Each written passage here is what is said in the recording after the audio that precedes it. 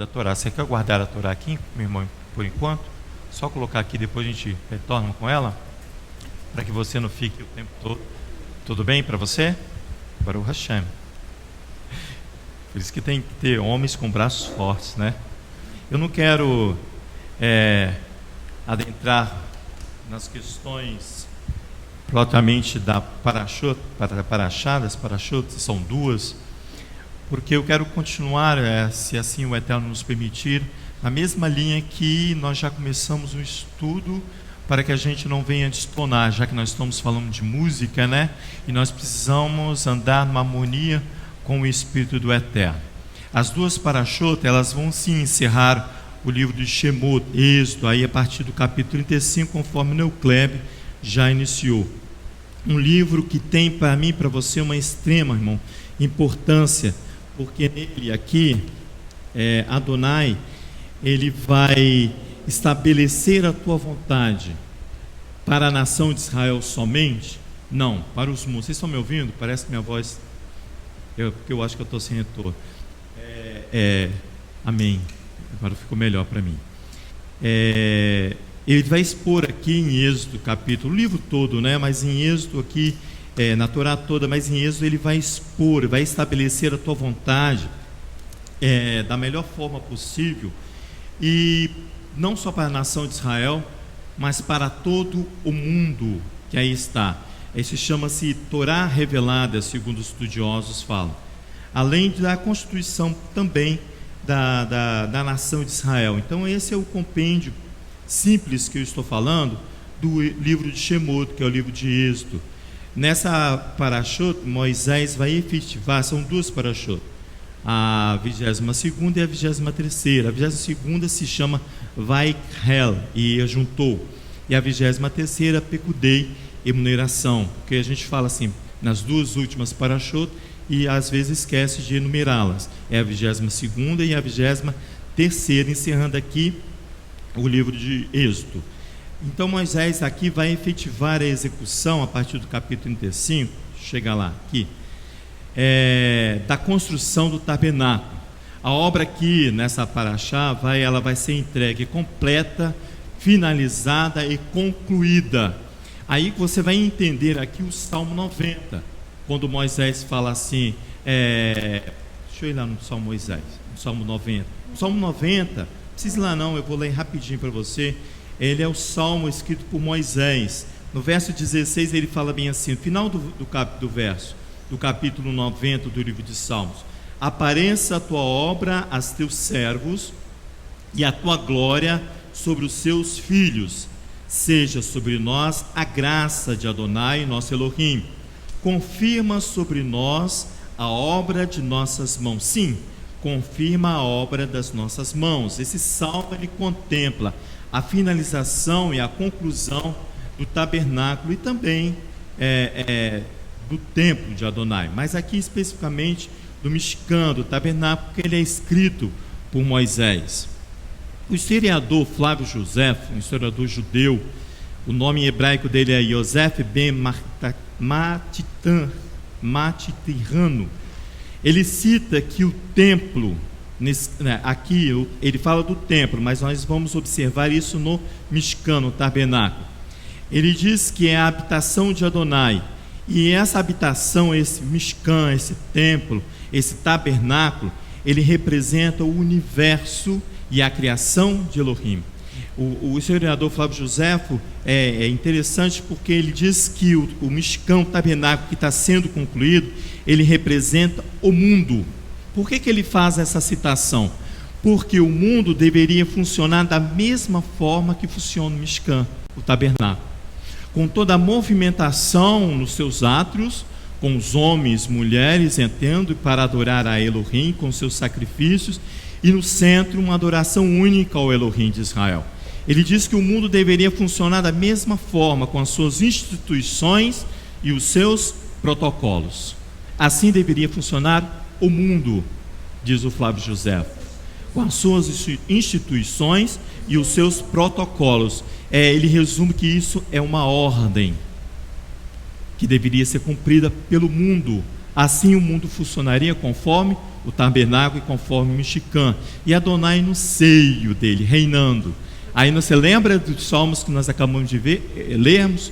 Adonai reina, o reino do Mashiach sendo estabelecido para o mundo. É assim diz que o mundo deveria funcionar. A dupla porção dessa semana dá para mim e para você e para nós a impressão, foi essa, eu estou lendo aquilo que eu entendi, que parecia que ser um confronto, porque a porção, a primeira porção ela fala assim, vai Carrel, e ajuntou, parece um confronto com uma ordem mundial que está estabelecida aí. Qual é a ordem mundial hoje para nós?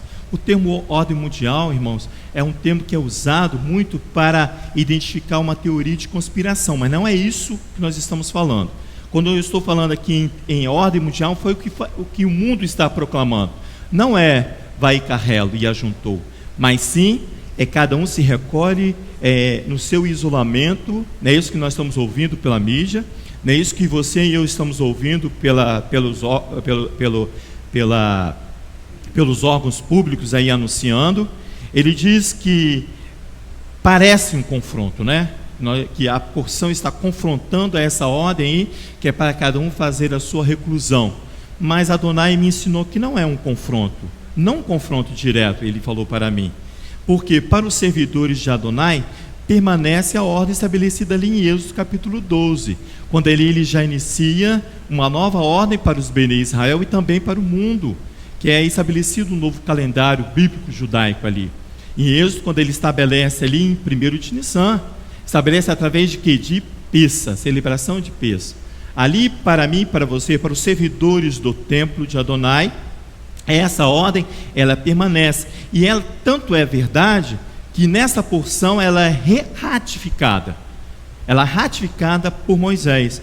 Se você for lá no capítulo 40, você vai observar isso. Por isso que não vai haver um confronto aqui com a ordem estabelecida no mundo, que você precisa ficar recluso na sua casa, longe de todos, com a ordem aqui estabelecida nessa porção que Moisés proclama, e ajuntou, e congregou, e reuniu. Então, não é um confronto isso, não é, mas você vai entender que Adonai falou assim, não é um confronto, porque eu reino, eu sou soberano, porque senão você vai dar razão e movimentação a outro Deus que não seja Adonai. Aqui no capítulo 40, só o verso 1 e 2 diz assim, olha, depois disso o Eterno a Moisés, o tabernáculo aqui vai ser levantado, no primeiro mês, no primeiro dia do mês, Nissan, é um mês que nós vamos adentrar agora na próxima quarta-feira, quando nós estaremos fazendo o Rosh Chodesh de Nissan. Aqui ele fala aqui, ó, essa é a ordem estabelecida por Adonai, por isso que ele fala que é ordem. Você vai ver aqui no início da porção, ele vai dar duas ordens aqui. Ele ordena a todos, ao universo, depois ele vai dar ordem àqueles que são servidores de Adonai. Interessante isso aqui, ele me ensinou agora aqui, vendo este ensino aqui do Derrova. Ele diz assim, olha, o verso 2, no primeiro mês, no primeiro dia do mês, levantarás, erguerás o tabernáculo da tenda da congregação, porás nele a arca do testemunho, cobrirás a arca com um véu. E aqui ele vem descrevendo tudo, a ordem que vai ser estabelecida aqui no tabernáculo. Olha o verso 16, fez conforme a tudo que o Eterno lhe ordenou, a ordem, no primeiro mês do segundo ano, do primeiro mês, o tabernáculo foi levantado em Nissan. Primeiro de Nissan estabeleceu ali uma ordem para os Bnei Israel e para todos aqueles que adoram Adonai.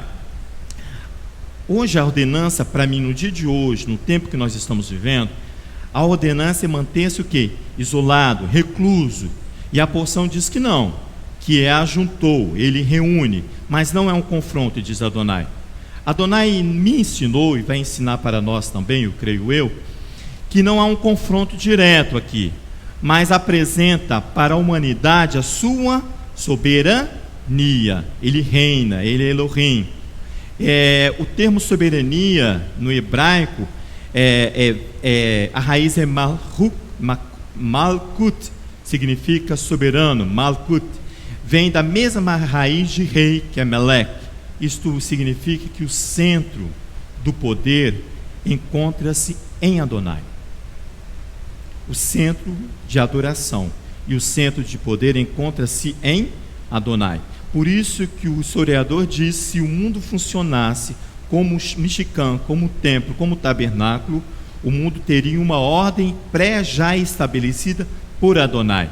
Você vai comigo lá com o profeta Isaías, no capítulo 46. Elohim faz um questionamento aqui sobre a sua soberania. Ele diz assim: a quem me farei semelhante? Ele pergunta para o homem. Isaías capítulo 46. Ele diz assim, no verso 5: a quem me farei semelhante? E com quem me igualareis? A quem me comparareis para que sejamos semelhantes? A quem você se refuta para estabelecer alguma coisa que não provém de mim?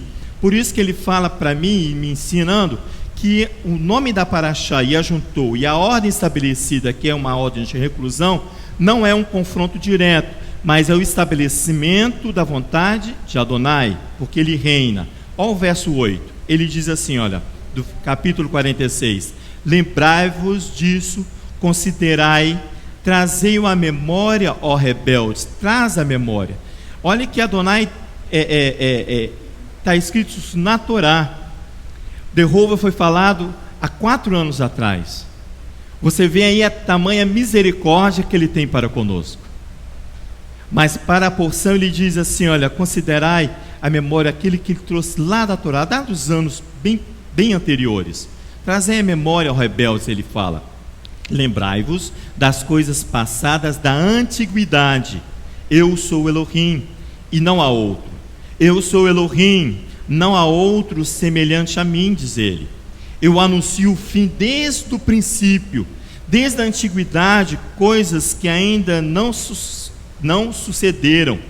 Eu digo, o meu propósito subsistirá e farei toda a minha vontade. Do Oriente chamo a ave de rapina, e um país remoto o homem do meu conselho. E o que eu disse, eu cumprirei. Formei o plano e eu executarei. Então não pode estabelecer que essa ordem mundial estabelecida pelo homem é obra de Satanás ou do diabo, sei lá como é que você gosta de expressar. Mas lembra-se que há um rei soberano sobre todas as coisas. Ele tem uma ordem estabelecida, ordem, a palavra, e ele diz assim, olha, eu tenho um plano e ele vai subsistir, eu vou executar aquilo que eu estabeleci. No verso 11, olha o verso 12: ouve-me, ó duros de coração. A dureza de coração traz isso, traz um retardado entendimento daquilo que Adonai traz para mim e para você. Por que para nós durou 4 anos? Por causa da dureza do nosso coração, de ouvir quem? A palavra de Adonai. A paraxá começa assim: aquele que ouve. Por causa disso aqui, olha, ouvi, ó duros de coração, que estáis longe, muito longe da retidão. Faço chegar a minha retidão, ela não está longe.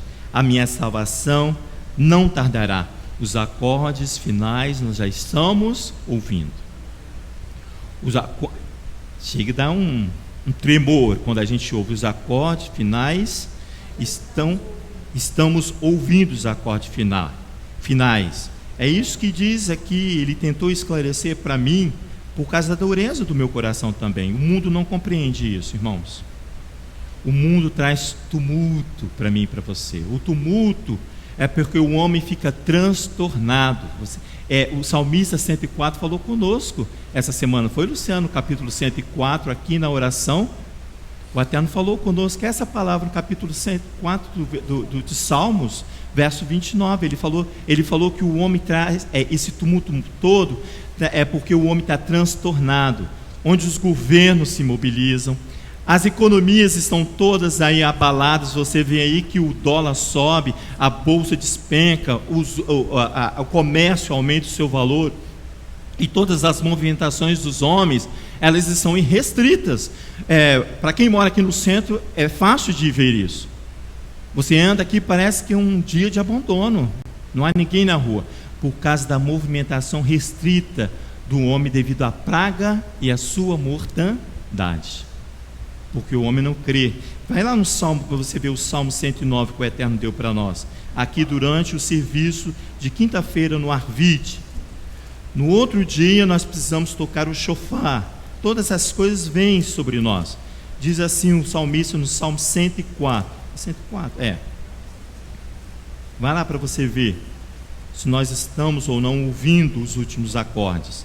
Ele diz assim no Salmo 104, lá no verso 29: quando escondes o teu rosto, ficam perturbados. Em outra versão diz que eles ficam transtornados, os homens, quando Adonai esconde o teu rosto.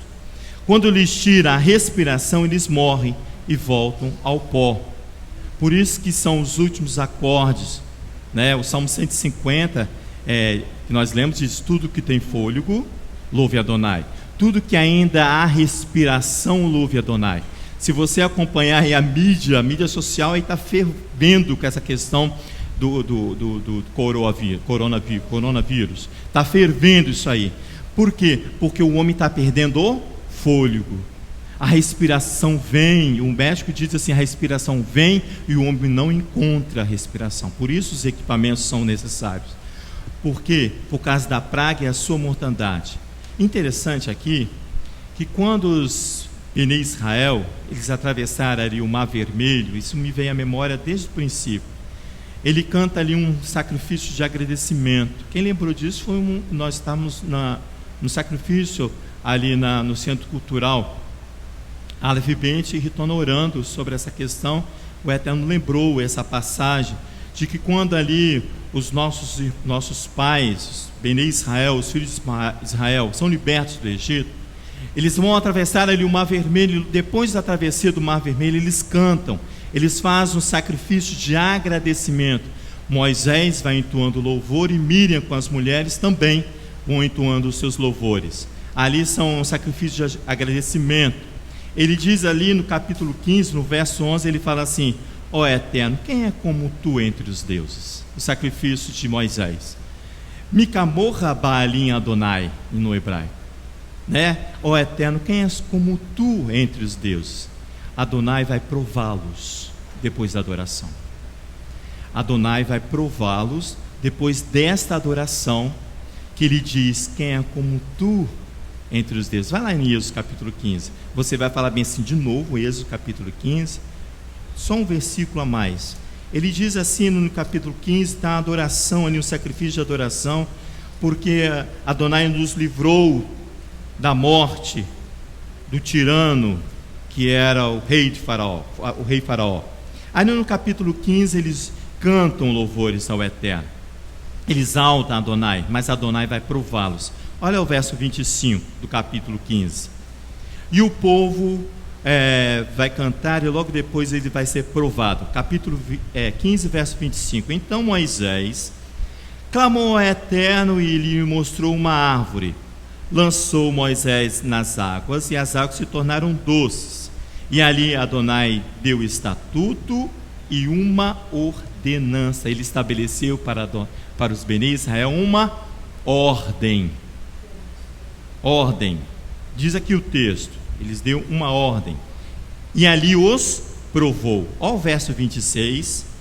Disse ele: se ouvir atentamente a voz do Eterno teu Elohim, e fizeres o que é reto diante dos seus olhos, e se inclinares os teus ouvidos aos seus mandamentos, e guardares todos os seus estatutos, nenhuma enfermidade virá sobre ti, das que enviei sobre os egípcios, pois eu sou o Eterno que te sara. Aí é a prova deles.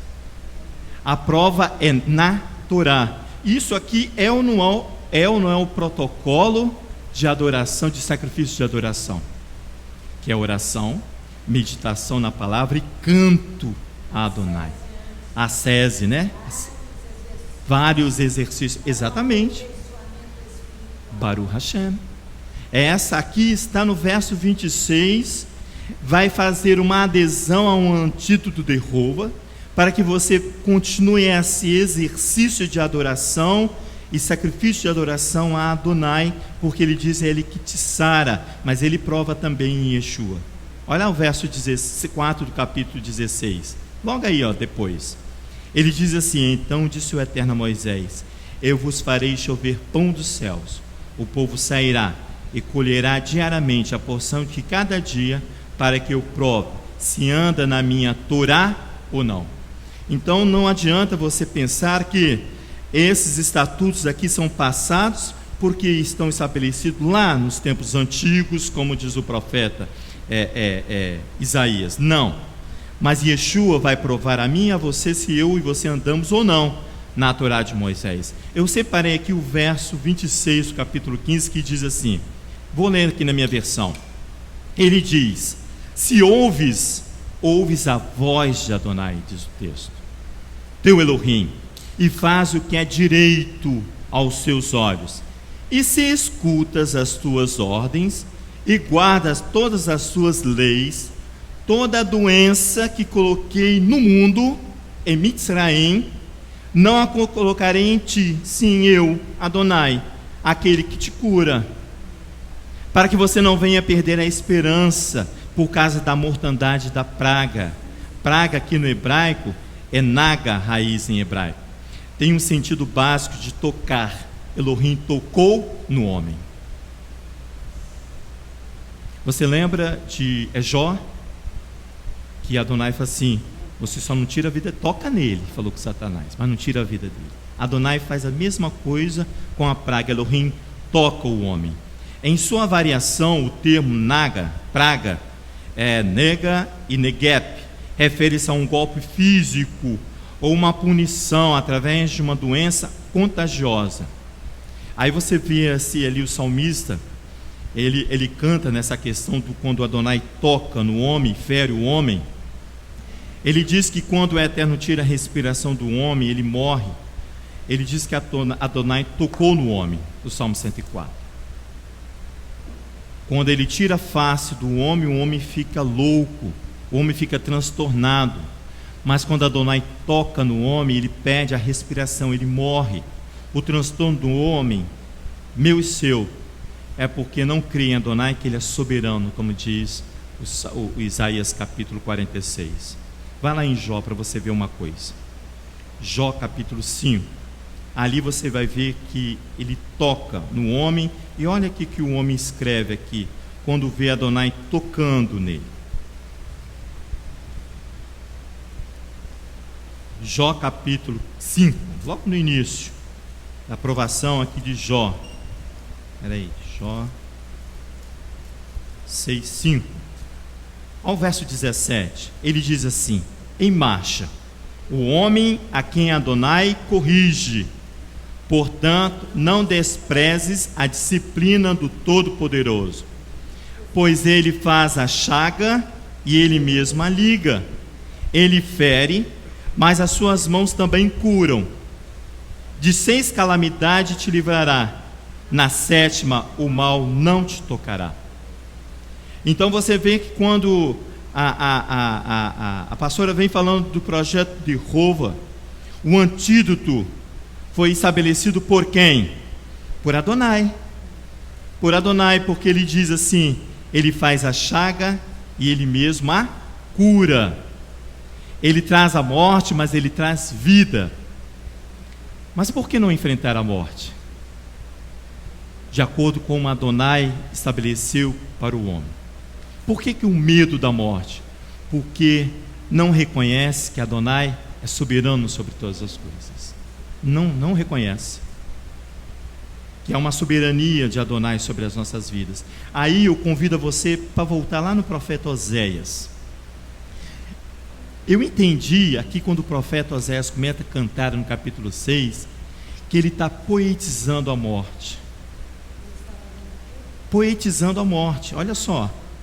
Ele vai dar a morte para aqueles que são filhos de Israel, filhos do Monte Sinai, dos Bnei Israel, aquele que adoram o Elohim único, o Elohim de Abraão, de Isaac e de Jacó.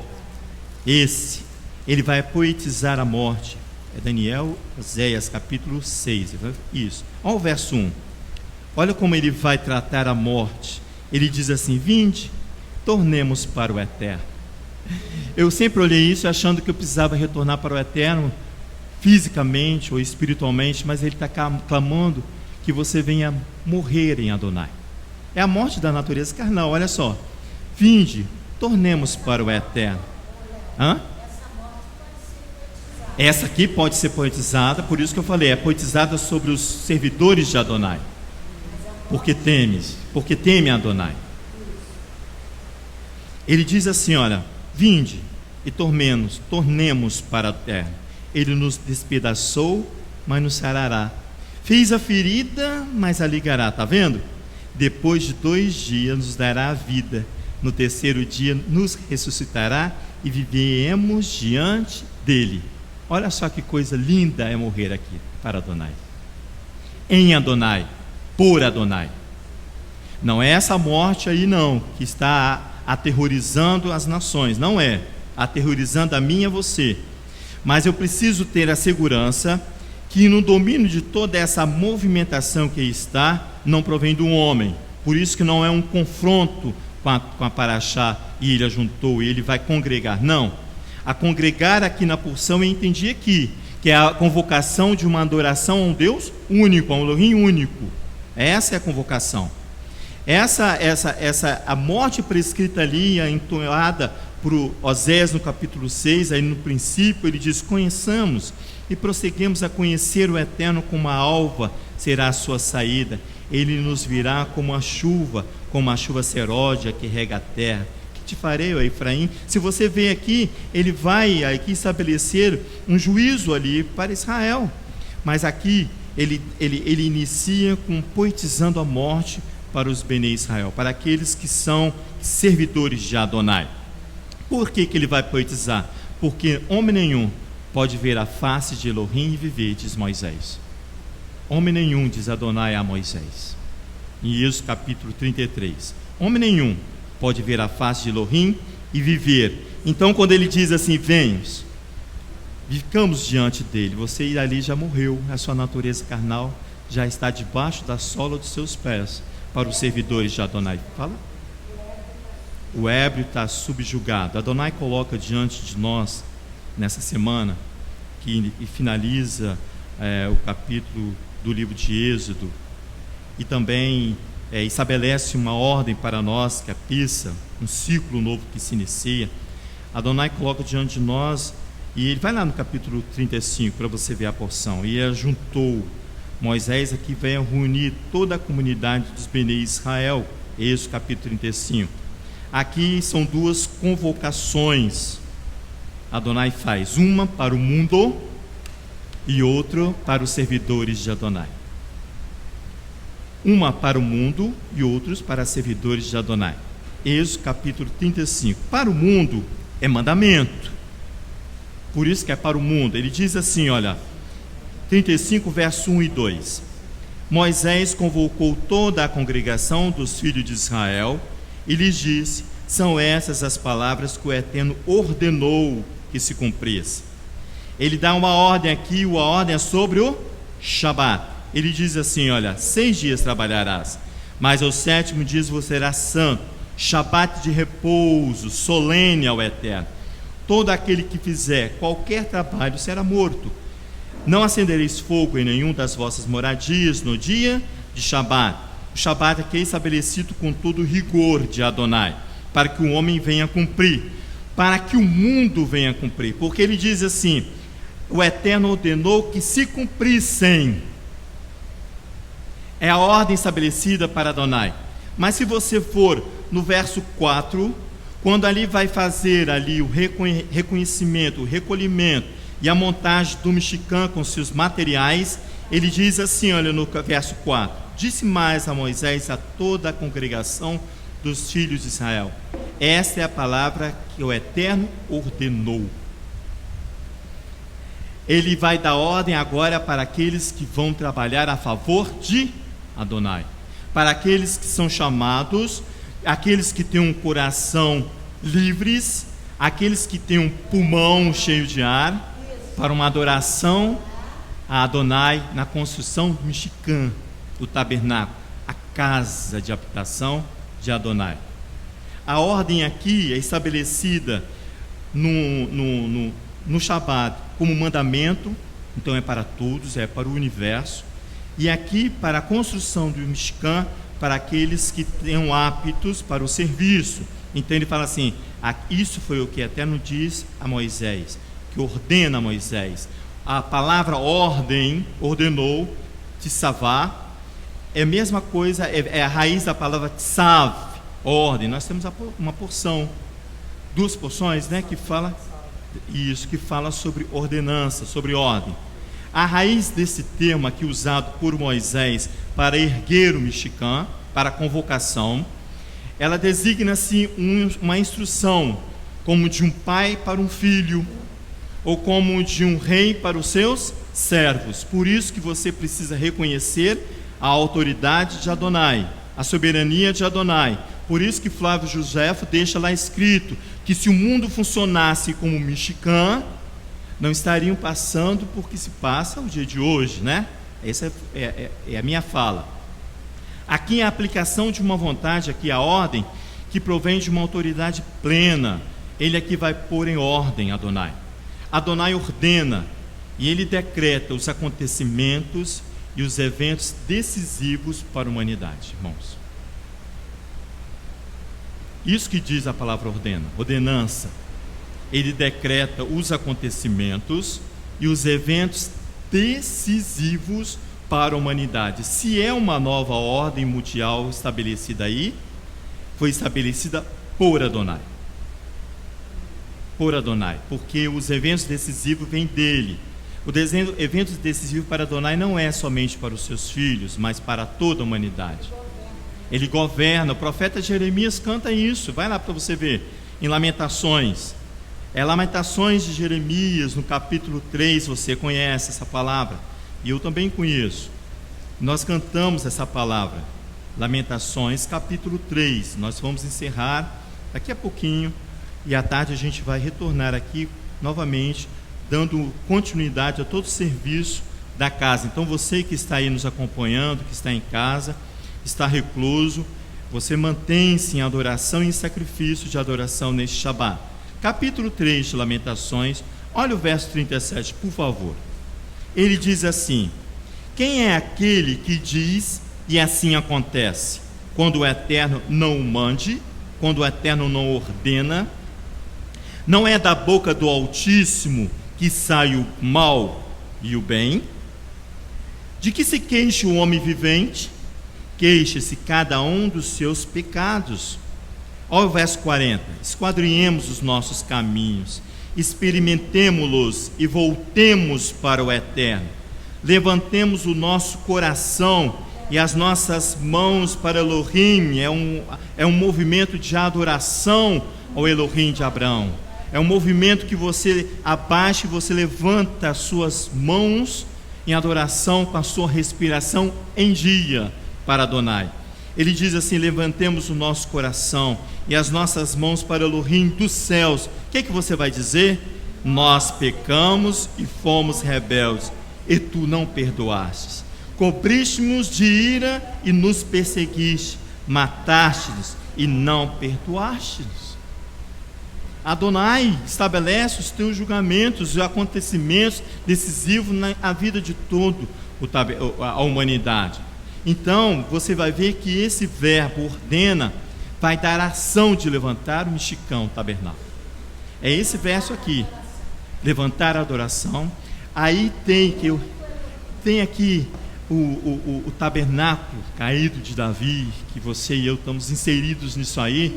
Por quê? Porque tabernáculo de Davi, os exegetas falam que verdadeiramente ali é casa de Davi. Vai falar de quem, irmãos? Do descendente de Davi, da sua descendência, responsável para levantar uma adoração ao rei.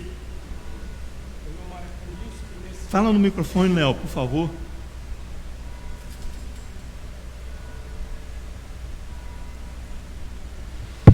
Isso. É por isso que quando você ensina Ulisses virou para mim agora de manhã e falou assim: repete o aviso que foi dado ontem em Shabat, que foi enviado também no WhatsApp, né, para os membros da casa, porque não é a reclusão física que nos impede de adorar Adonai na essência da adoração. Aí quando você entra falando que não há conflito entre a ordem de se reunir, vai aquela, e a ordem de ficar recluso, que esta nova ordem mundial estabelece, é porque Adonai vai alcançar a sua adoração genuína onde quer que você esteja.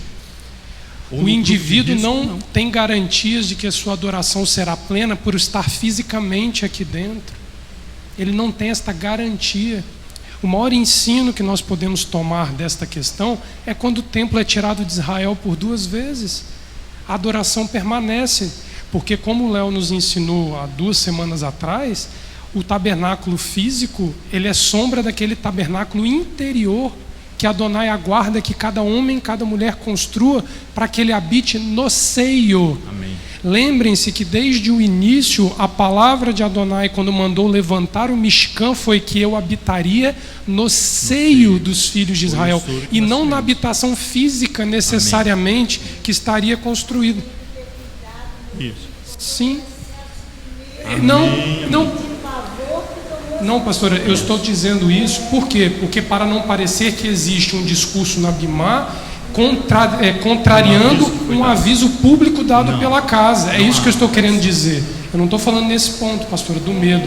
Eu estou dizendo que aqueles que podem ter lido o aviso da casa e estão encarando este ensino que está sendo dado hoje, não podem achar que está havendo algum tipo está um contrariando o outro.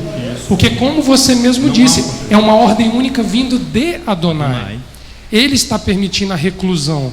Ele está permitindo que nós hoje sejamos convocados à adoração. Porque muitos questionam, e eu recebi mensagens ontem, de pessoas com dificuldade de compreender esta questão. Não é incentivo ao medo, mas não é também querendo dizer às pessoas que esta adoração ela se faz obrigatoriamente em tempos de reclusão dentro. Então, assim, é um cuidado muito peculiar que nós vamos precisar ter de conduzir a fé e a adesão para que a adoração não seja desviada neste momento, onde existe essa ordem.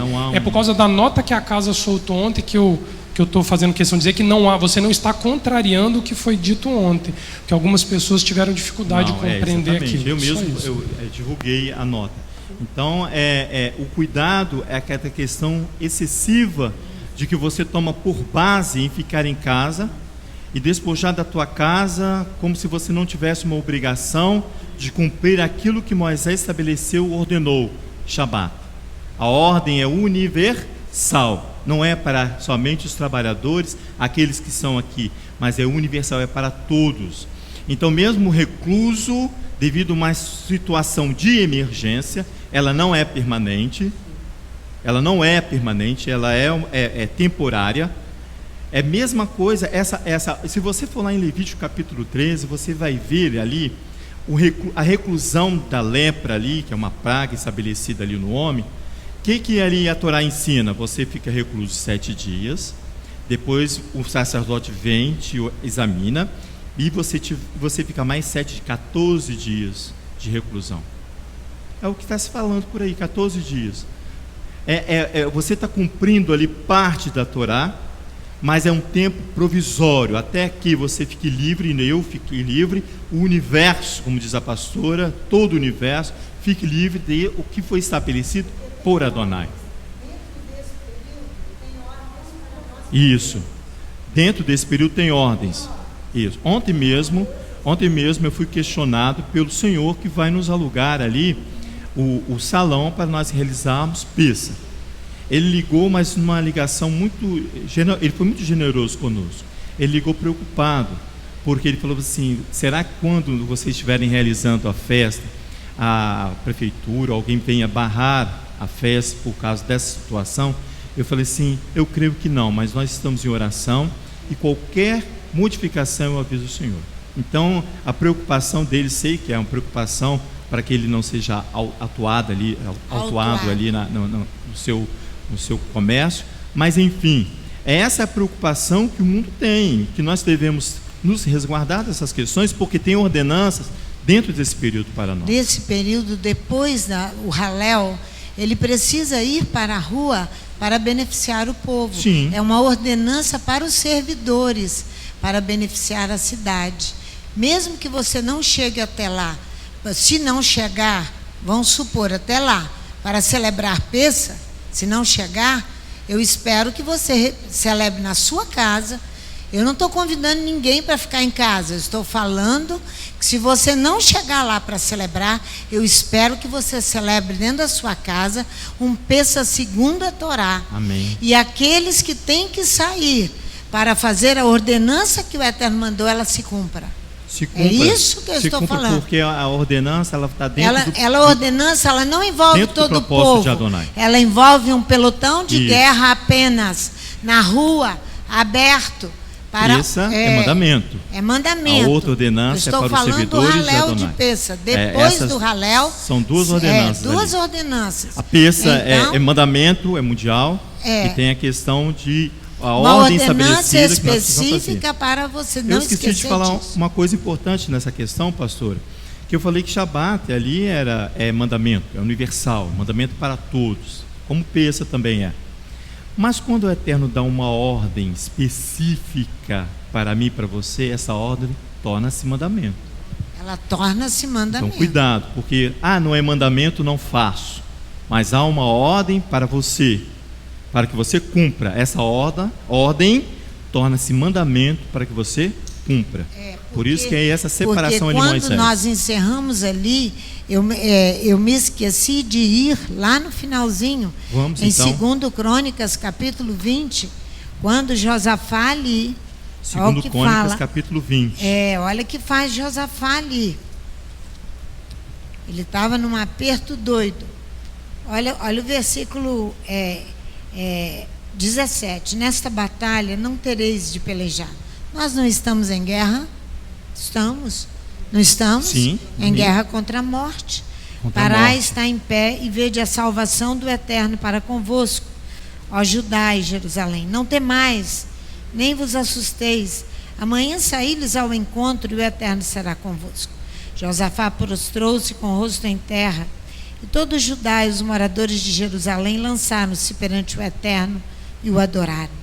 Então se levantaram os levitas dos filhos dos coatitas, dos filhos dos coreitas, para louvarem ao Eterno Elohim de Israel, em alta voz. Pela manhã cedo levantaram-se e saíram ao deserto de Tecoa. Saindo eles, Josafá pôs-se em pé e disse: ouve-me, ó Judá, e vós, moradores de Jerusalém. Crede no Eterno vosso Elohim e estareis seguros. Crede nos seus profetas e prosperareis.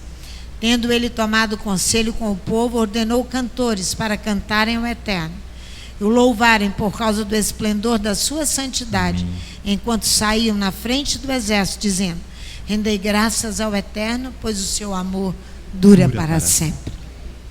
Amém. Vamos...